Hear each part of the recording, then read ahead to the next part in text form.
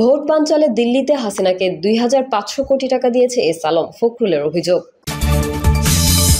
জানাবো ফজলুর রহমানের বক্তব্যে দল বিব্রত, বলছেন প্রিন্স।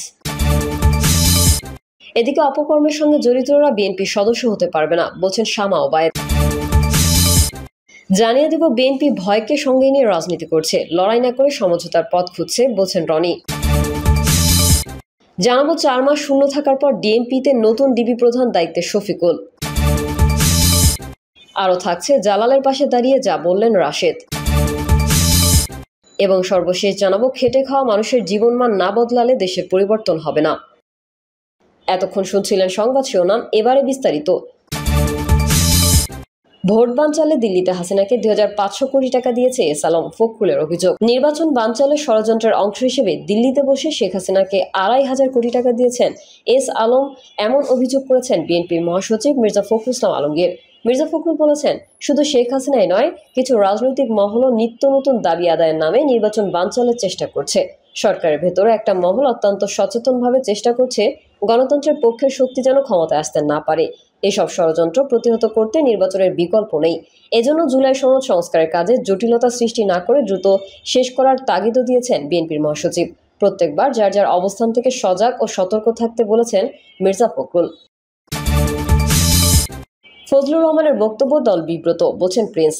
বিএনপি যুগ্ম মহাসচিব সৈয়দ ইমরান সালেহ প্রিন্স বলেছেন যে যাই হোক, যত বড় নেতাই হোক, দলের বাইরে গিয়ে তার ব্যক্তিগত বক্তব্য বা অবস্থানের দায়ভার দল মেনে নেবে না। অ্যাডভোকেট ফজলুর রহমানের বক্তব্যে দল বিব্রত বলেই তাকে শোকজ করা হয়েছে। তিনি একজন বিশিষ্ট মুক্তিযুদ্ধ ত্যাগী ও সংগ্রামী মানুষ, তাকে আমরা সম্মান করি, কিন্তু তিনি যেটা বলছেন সেটা তার ব্যক্তিগত মত। দল করতে গেলে সব ব্যক্তিগত বক্তব্য প্রকাশ্যে আনা যায় না।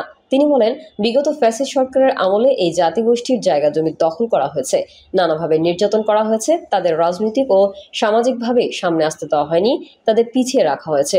শহীদ প্রেসিডেন্ট জিয়াউর রহমান তার বাংলাদেশি জাতীয়তাবাদ দর্শনের মাধ্যমে দেশের সব জাতিগোষ্ঠীর সামাজিক, সাংস্কৃতিক ও ধর্মীয় পরিচয়কে স্বীকৃতি দিয়েছিলেন। তিনি বলেছিলেন, কোনো জাতি কেবল ভাষা বা ধর্মের ভিত্তিতে টিকে থাকতে পারে না। তাই জিয়াউর রহমান বাংলাদেশের অভ্যন্তরে বসবাসকারী সব জনগোষ্ঠীর সম্মিলিত পরিচয় প্রতিষ্ঠা করেছিলেন।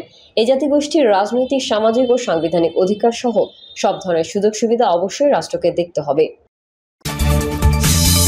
অপকর্মের সঙ্গে জড়িতরা বিএনপির সদস্য হতে পারবে না, বলছেন শামা ওবায়েদ। বিএনপি সাংগঠনিক সম্পাদক শামা ওবায়েদ ইসলাম বলেছেন, যারা অপকর্মের সঙ্গে জড়িত তারা বাংলাদেশ জাতীয়তাবাদী দলের সদস্য হতে পারে না। শামা ওবায়েদ স্থানীয় নেতাকর্মীদের উদ্দেশ্যে বলেন, প্রত্যেক ওয়ার্ডে সদস্য ফরম নিয়ে যান। যারা গত ১৭ বছর দলে বেইমানি করেনি, আন্দোলনে ছিলেন, নির্যাতিত হয়েছেন, তাদের সদস্যপদ আগে নবায়ন করতে হবে। তিনি অভিযোগ করেন, ২০১৪, ২০১৮ ও ২০২৪ সালের নির্বাচনে মানুষ ভোট দিতে পারেনি। আওয়ামী লীগ ভোটাধিকার ধ্বংস করেছে। মানুষকে ভোটাধিকার ফিরিয়ে দিতে আমাদের আন্দোলন চলবে, যতদিন না মানুষ ব্যালটে ভোট দিতে পারবে। সরকার বিরোধী আন্দোলনের প্রসঙ্গে তিনি আরো বলেন, ফ্যাসিবাদের দোসররা এখনো আমাদের মাঝে আছে, তারা যাতে বিভেদ সৃষ্টি করতে না পারে সেদিকে খেয়াল রাখতে হবে। শেখ হাসিনা পালিয়ে গেছে, কিন্তু দোসররা রয়ে গেছে, তাই সজাগ দৃষ্টি রাখতে হবে। ধর্মীয় রাজনীতি প্রসঙ্গে তিনি বলেন, বিএনপি ধর্ম নিয়ে রাজনীতি করে না। আমার পিতা KM ওবায়দুর রহমান কখনো ধর্ম নিয়ে রাজনীতি করেননি। তিনি ধর্মবর্ণ নির্বিশেষে সবাইকে সমানভাবে দেখেছেন। আমরা সবাই নগরকান্দা সালথার মানুষ, এটাই আমাদের পরিচয়। তারেক রহমান ঘোষিত ৩১ দফার রূপরেখা তুলে ধরে তিনি বলেন, এই দফাগুলো ঘরে ঘরে পৌঁছে দিতে হবে। বিএনপির ক্ষমতায় এলে প্রথম বছরে ১ কোটি বেকারকে চাকরি দেওয়া হবে। গরিব পরিবারের নারীর নামে ফ্যামিলি কার্ড চালু করা হবে। বিএনপি ভয়কে সঙ্গে নিয়ে রাজনীতি করছে, লড়াই না করে সমঝোতার পথ খুঁজছে, বলছেন রনি। বিএনপি চেয়ারপারসনের উপদেষ্টা পরিষদের সদস্য বীর মুক্তিযোদ্ধা অ্যাডভোকেট ফজলুর রহমানকে কারণ দর্শানোর নোটিশ দেওয়ার ঘটনায় দলটির ভেতরে নতুন বিতর্ক সৃষ্টি হয়েছে। এবার তার পক্ষে সরব হয়েছেন সাবেক সংসদ সদস্য ও রাজনৈতিক বিশ্লেষক গোলাম মাওলা রনি। পাশাপাশি তিনি বিএনপির কৌশলের সমালোচনা করেছেন। তিনি লিখেন, মুক্তিযোদ্ধা ফজলুর রহমান তার বিরুদ্ধে ইস্যু করা শোকজের জবাব দিয়েছেন, যা নেট দুনিয়ায় ভাইরাল হয়েছে এবং বিএনপির জন্য উভয় সংকট ও চরম সংকট এবং শাখের করাতের মতো পরিস্থিতি তৈরি করেছে। বিশেষ করে পুলিশ হত্যা ও স্নাইপার রাইফেল দিয়ে ছাত্র জনতা হত্যার বিষয়টি তিনি কৌশলে যাদের উপর চাপিয়ে দেওয়ার চেষ্টা করেছেন, তা যদি বিএনপি বুঝতে না পারে তবে তাদের কপালে দুর্ভোগ আছে। তিনি আরও বলেন, মাস্টারমাইন্ড ও ম্যাটিকুলাস ডিজাইনের দায় ফজলুর রহমান পয়েন্ট আউট করে রাষ্ট্রের হাতে যে দলিল তুলে দিলেন তা যদি বিএনপি সামলাতে না পারে তবে কিয়ামত পর্যন্ত কান্না করেও পরিস্থিতি সামাল দেওয়া সম্ভব হবে না। ফজলুর রহমান 2024 সালের 5ই আগস্ট এবং জুলাই বিপ্লবের নেপথ্যের কালো শক্তি হিসেবে যা বলার চেষ্টা করেছেন তা ইতোমধ্যে সারা দেশে ব্যাপক সাড়া ফেলেছে। স্ট্যাটাসে তিনি বিএনপির কৌশল নিয়ে কঠোর সমালোচনা করেন রনি। তিনি বলেন, বিএনপি ভয়কে সঙ্গে নিয়ে রাজনীতি করছে, লড়াই না করে সমঝোতার পথ খুঁজছে। শেখ হাসিনার ভয়ে পালিয়ে থাকা রাজনৈতিকভাবে অদক্ষ কিছু মানুষ বিএনপি নেতাদের নিয়েই ভিডিও বানিয়ে অপমান করছেন, আর সেই ভিডিও দেখে বিএনপির হাইকমান্ড ভয় পেয়ে নেতাদের শোকজ করছেন। এতে দলের ক্ষতি ছাড়া কিছু হচ্ছে না, অভিযোগ করেন তিনি। রনি আশঙ্কা প্রকাশ করেন, এ ধারায় চলতে থাকলে বিএনপি থেকে জাতীয় পার্টির মতো আরেকটি বিভক্ত দল গড়ে উঠতে পারে। অবশেষে তিনি বলেন, আমি মনে করি ফজলুর রহমানকে দেওয়া শোকজ প্রত্যাহার করা উচিত, বরং তদন্ত কমিটি গঠন করে তার বক্তব্যের প্রেক্ষাপট বোঝার চেষ্টা করা উচিত। তিনি যদি দলে উপযুক্ত না হন তাহলে সম্মানের সঙ্গে তাকে অব্যাহতি দেওয়া যেতে পারে, অপমান নয়। 4 মাস শূন্য থাকার পর ডিএমপিতে নতুন ডিবি প্রধান দায়িত্বে শফিকুল। ঢাকা মেট্রোপলিটন পুলিশে পদায়ন পাওয়া ডিআইজি শফিকুল ইসলামকে ডিএমপির গোয়েন্দা বিভাগের অতিরিক্ত কমিশনার হিসেবে দায়িত্ব দেওয়া হয়েছে। 18তম বিসিএস ব্যাচের এই সদস্য এর আগে ডিআইজি হিসেবে হাইওয়ে পুলিশে কর্মরত ছিলেন। প্রায় 4.5 মাস আগে ডিবি প্রধানের পদটি শূন্য ছিল। বুধবার ডিএমপি কমিশনার মোহাম্মদ সাজ্জাদ আলী স্বাক্ষরিত অফিস আদেশে এই দায়িত্ব দেওয়া হয়। গত 12 এপ্রিল ডিবির তৎকালীন প্রধান রেজাউল করিম মল্লিককে সরিয়ে ঢাকার রেঞ্জ ডিআইজি করা হয়েছিল। এরপর থেকে একজন যুগ্ম কমিশনার পদমর্যাদার কর্মকর্তা এই ইউনিটের দায়িত্বে ছিলেন। শফিকুল ইসলামের বাড়ি বগুড়ার সারিয়াকান্দি উপজেলায়। তিনি রাজশাহী বিশ্ববিদ্যালয় থেকে স্নাতক ও স্নাতকোত্তর ডিগ্রি লাভ করেন। এরপর 1999 সালের 18তম বিসিএস পুলিশ ক্যাডারে যোগদান করে পেশাগত জীবন শুরু করেন।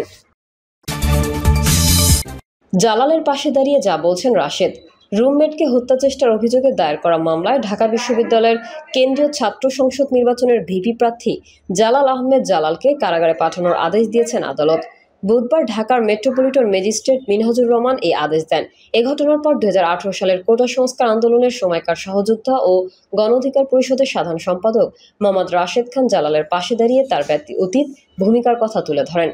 তিনি বলেন, 18 সালে আমরা গ্রেফতার হলে জালাল নতুনভাবে কোটা সংস্কার আন্দোলনকে সংগঠিত করতে ভূমিকা রাখে। আমাদের মুক্তির জন্য আমার মাকে সঙ্গে নিয়ে Zafrullah Chowdhury sir, doctor Kamal Hossain sir ও ব্যারিস্টার মইনুল হোসেনের সঙ্গে যান। তাদের সহযোগিতায় আমরা জামিন পেয়ে পুনরায় রাজপথে নেমে আন্দোলন সফল করি। রাশেদ আরও বলেন, 2024 সালের কোটা সংস্কার আন্দোলনে আক্তার হোসেন গ্রেফতার হলে গণতন্ত্রকামী জালাল আবারও সেই দুঃসময়ের সারথি হিসেবে পাশে থাকে, যেটা আক্তার হোসেন পোস্ট করে জানিয়েছে।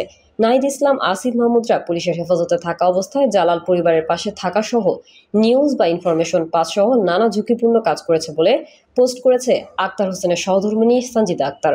মহসিন হলের সাম্প্রতিক ঘটনার প্রসঙ্গে রাশেদ প্রশ্ন তোলেন, এটি কি দুজনের ব্যক্তিগত দ্বন্দ্ব নাকি অন্য কোনো বিষয়?